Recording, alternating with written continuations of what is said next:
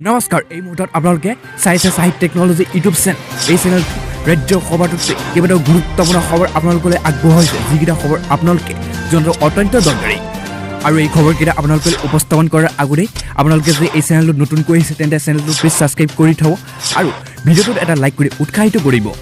এই মুহূৰ্তত অতি গুৰুত্বপূৰ্ণ এটা ভয়ংকৰ খবৰ পোহৰলৈ আহিছে কিন্তু কোভিড-19 আপুনি ধেমালিভাৱে লৈছে নেকি তাৰ বাবে এইটো ভিডিঅ' আপোনাৰ বাবে অত্যন্ত গুৰুত্বপূৰ্ণ কিয়নো কৈছে দিল্লীত মাত্ৰ কেইঘণ্টাৰ বাবে জীৱন বাকী আছে শেষ হৈ যাব সমগ্ৰ দিল্লী কিন্তু কেন্দ্ৰীয় চৰকাৰক হাতজোৰ কৰি আহ্বান কৰিছে এতিয়া অৰবিন্দ কেজৰিৱাল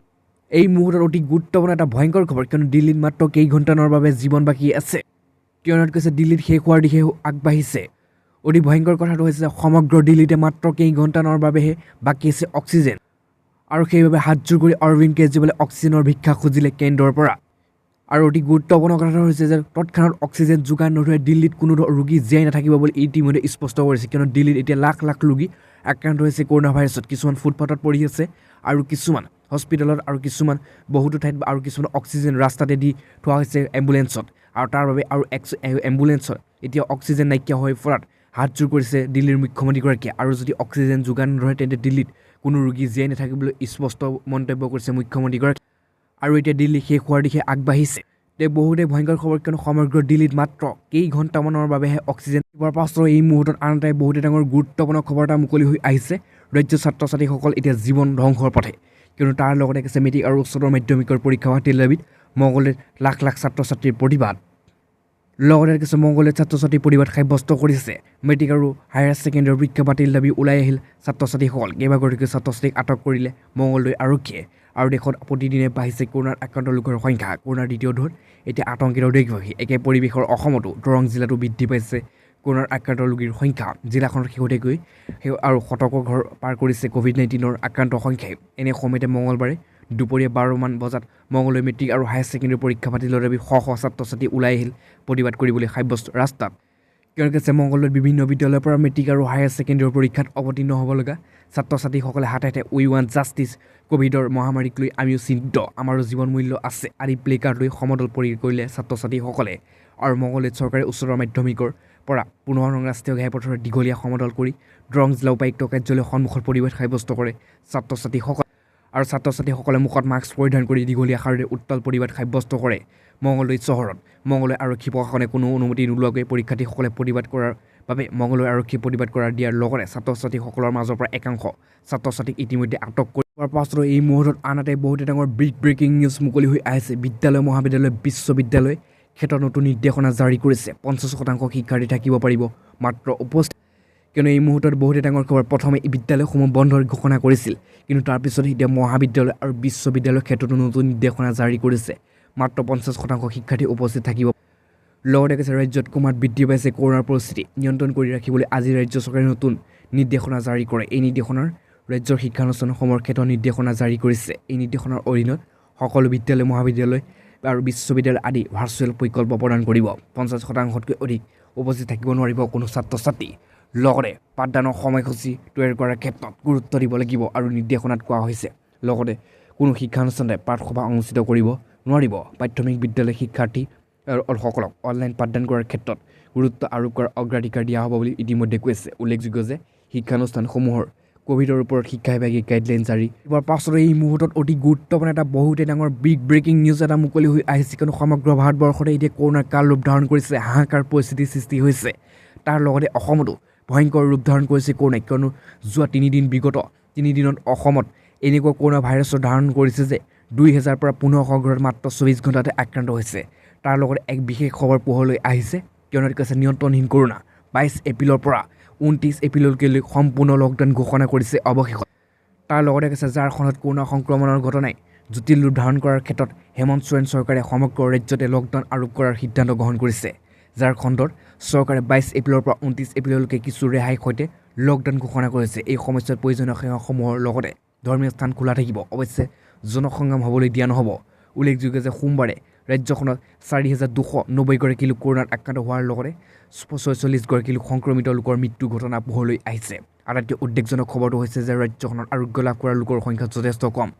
ঝাৰখণ্ডত আৰু সক্ৰিয় ৰোগীৰ সংখ্যা হৈছে 28,010জন বৃদ্ধি পাইছে এতিয়ালৈকে 1,62,945 গৰাকী সংক্ৰমিত চিনাক্ত হৈছে। ইয়াৰ ভিতৰতে 1,33,469 গৰাকী আৰোগ্য লাভ কৰে। হোৱাৰ পাছতো এই মুহূৰ্তত অতি গুৰুত্বপূৰ্ণ এটা ভাল খবৰ মুকলি হৈছে বেংকৰ গ্ৰাহকসকলৰ বাবে, কিয়নো আপোনাৰ বেংকত আছে নেকি জনধন একাউণ্ট, আৰু যদি নাই SBI দি আছে 2 লাখ টকাৰ উপহাৰ। জানক কেনেদৰে, কিয়নো দেশৰ সৰ্ববৃহৎ চৰকাৰী মালিকাধীন বেংক হৈছে ভাৰতীয় ষ্টেট বেংকে। চমুকৈ ইয়াৰ ভাৰতীয় SBI গ্ৰাহকসকলৰ বিভিন্ন ধৰণৰ বিশেষ সুবিধা আগবঢ়াই থাকে। তেনেস্থলত যদিহে আপুনি ষ্টেট বেংকৰ সৈতে জনধন একাউণ্ট খুলি ৰাখিছে, ই আপোনাৰ বাবে এটা ভাল খবৰ, কিয়নো SBI ইয়াৰ জনধন একাউণ্টৰ গৰাকীক 2 লাখ টকালৈকে বিশেষ সুবিধা প্ৰদান কৰিছে। SBI টুইটাৰ যোগে গ্ৰাহকসকলৰ এই নতুন বিষয় অৱগত কৰিছে। যিহেতু জনধন গ্ৰাহকসকলৰ বেংকৰ তৰফৰ পৰা SBI ৰূপে আৰু জনধন কাৰ্ড সুবিধা প্ৰদান কৰিছে, সেয়ে SBI কাৰ্ডখনতে গ্ৰাহকসকলে শেহতীয়াকৈ 2 লাখ টকালৈকে দুৰ্ঘটনাজনিত বীমা আৰু কভাৰ আগবঢ়াই পাব। আৰু ৰূপে কাৰ্ডৰ সহায়ত আপুনি একাউণ্টৰ পৰা টকা উলিয়াব পাৰিব আৰু প্ৰয়োজনখিনি ক্ৰয় কৰিব পাৰিব। SBI তেওঁলোকৰ অফিচিয়েল টুইটাৰ একাউণ্টত লিখিছে, যদি আপুনি SBI ৰূপে ইণ্ডিয়ান জনধন কাৰ্ড বাবে আবেদন কৰে, তেন্তে আপুনি 2 লাখ টকালৈকে দুৰ্ঘটনাজনিত বীমা কভাৰ লাভ কৰিব পাৰিব। আৰু এই চৰকাৰী একাউণ্টৰ অধীনত গ্ৰাহকসকলে বহু বিশেষ সুবিধা লাভ কৰিব পাৰিব। বেংকে গ্ৰাহকসকলৰ ৰূপে কাৰ্ড সুবিধা প্ৰদান কৰে, যাৰ বাবে অধীনত আপুনি টকা উলিয়াব পাৰিব। কিয়নো এটা প্ৰশ্ন উত্থাপিত হৈছে জনধন একাউণ্টৰ লাভালাভ। আপুনি 1 নম্বৰে কৈছে 6 মাহৰ ভিতৰত অভাৰড্ৰাফ্ট সুবিধা আছে এই একাউণ্টত। তাৰ লগতে কৈছে যে 2 লাখ টকালৈকে দুৰ্ঘটনাজনিত বীমাৰ কভাৰ আছে। 3 নম্বৰে কৈছে 30,000 টকালৈকে লাইফ কভাৰ, যি হিতাধিকাৰীৰ মৃত্যুৰ ওপৰত যোগ্যতাৰ চৰ্তাৱলী পূৰণ কৰাৰ উপলব্ধ। 4 নম্বৰে কৈছে যে জৰামাৰ ওপৰত সুদ লাভ কৰিব। 5 নম্বৰে কৈছে একাউণ্টৰ সৈতে বিনামূলীয়া আৰু মোবাইল বেংকিং সুবিধা প্ৰদান কৰিব। 6 নম্বৰে কৈছে জনধন একাউণ্ট খোলা ব্যক্তিজনৰ ৰূপে আৰু ডেবিট কাৰ্ড। কিয়নো কৈছে জনধন একাউণ্ট খোলা ব্যক্তিজনে ৰূপে ডেবিট কাৰ্ড এখন দিয়া হয়, যাতে তেওঁৰ একাউণ্টৰ পৰা টকা উলিয়াব পৰা ক্ৰয় কৰিব পাৰে। কিয়নো কৈছে যে জনধন একাউণ্টৰ জৰিয়তে বীমা, পেঞ্চন সামগ্ৰী ক্ৰয় কৰা সহজ হয়। আৰু জনধন একাউণ্টৰ জৰিয়তে প্ৰধানমন্ত্ৰী কিষাণ আৰু শ্ৰমযোগী আৰু মানধনৰ বাবে আঁচনিৰ বাবে পেঞ্চন একাউণ্ট খোলা হ'ব। আৰু সমগ্ৰ দেশতে ট্ৰেন্সফাৰ সুবিধা আছে। আৰু চৰকাৰী আঁচনিৰ লাভালাভৰ প্ৰত্যক্ষ এখন পোনপটীয়া একাউণ্টলৈ আহিব। এনেদৰে খোলক এই একাউণ্ট। যদি আপুনি নতুন জনধন একাউণ্ট খুলিব বিচাৰে, তেন্তে আপুনি আপোনাৰ ওচৰৰ বেংকলৈ গৈ সহজে কৰিব পাৰিব সকলো। ইয়াৰ বাবে আপুনি বেংকত এখন প্ৰপত্ৰ পূৰণ কৰিব লাগিব, য'ত নাম, মোবাইল নম্বৰ, বেংক শাখাৰ নাম, আবেদনকাৰীৰ ঠিকনা, মনোনীত ব্যক্তিৰ ব্যৱসায়ী নিযুক্তি আৰু বাৰ্ষিক উপাৰ্জন, নিৰ্ভৰশীল আৰু সংখ্যা, SS আৰু এই কোড আৰু ৱাৰ্ড নম্বৰ আৰু ভিলেজ কোড আৰু টাউন কোড আদি আপুনি বিশেষ তথ্য প্ৰদান কৰিব লাগিব। আৰু তাৰ পাছতে নথিপত্ৰসমূহত সহায় খোলক একাউণ্ট আৰু Aadhaar card, passport, driving licence, PAN card, voter card, NRGA card, job card, নাম, ঠিকনা আৰু আধাৰ নম্বৰ সকলো সৈতে এখন নথিপত্ৰ আৰু একাউণ্ট খোলাৰ প্ৰমাণিত ফটোৰ সৈতে আৰু ৰাজপত্ৰিত বিষয়াৰ জাৰি এখন পত্ৰ প্ৰয়োজন হ'ব। আৰু আপুনি এনেদৰে জনধন একাউণ্ট খুলি আপুনি 2 লাখ টকা পৰ্যন্ত বীমা লাভ কৰিব পাৰিব। আৰু আপুনি যদি এতিয়াও খোলা নাই, আপুনি মই কৈ যোৱা ৱেবছাইটকেইটাত গৈ আপুনি খুলি ল'ব পাৰিব। তাৰপিছতে আপুনি সম্পূৰ্ণ 2 লাখ টকা উপহাৰ পোৱাৰ পাছতো এই মুহূৰ্তত আন এটা বহুতেই ডাঙৰ খবৰ এটা মুকলি হৈ আহিছে। কিয়নো দেশত কৰোনাৰ আতংক অব্যাহত ভয়ংকৰ ৰূপ ধাৰণ কৰাৰ লগতে মাত্ৰ 24 ঘণ্টাত পুনৰ 2.5 লাখ লোক আক্ৰান্ত হৈছে। লগতে কিছু দেশত কৰোনা সংক্ৰমণৰ ঘটনা বন্ধ হোৱা নাই। বিপৰীতে দিনক দিনে আক্ৰান্ত